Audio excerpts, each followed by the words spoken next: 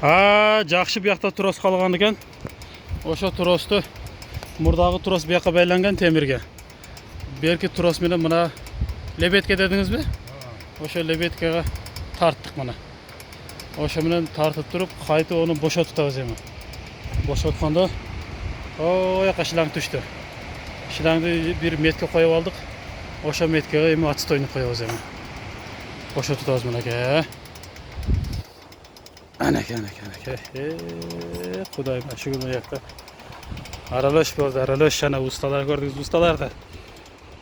Musa'm tartmanı kendi bu şilangda. Жақсы keldi hazır bana. Su koyayım da kıyla.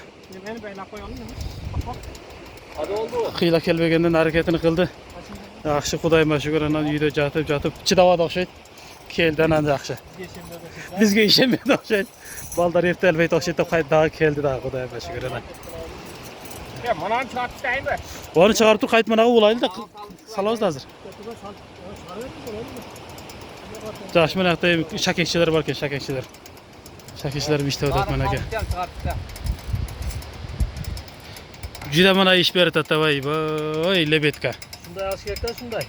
Mana şu жерге таштап кетебиз эми Кудай кааласа таштайбыз. Цемент менен калтырабыз. Acı matizini erse olur da ben taşak кетем.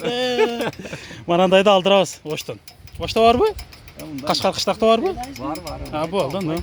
Бар, эле осо кайып жасайбыз да. Bana son sangülüp kahartıp turup elap başlasın. Bak. Bu olsa tap koysam жақсы da. Дарияга жетейин деп калыптыр. Кетет ана. Нерден азыр бөлдүк мына жерден. Берген баягы хамуттан бирөөнү бекитебиз. Эки жерге койсок, мына койсок Кудай кааласа суу чыгат, Кудай кааласа. Кандай болду, токтосун? Maaşını vermen ağacı. Terxana ter жок кой. Менен başkasın kişi cepte etken bu. Şonday. Ben sen şuraya. Gördünüz mü? Size düşürüyor. Ana. Bak haber yaptayım.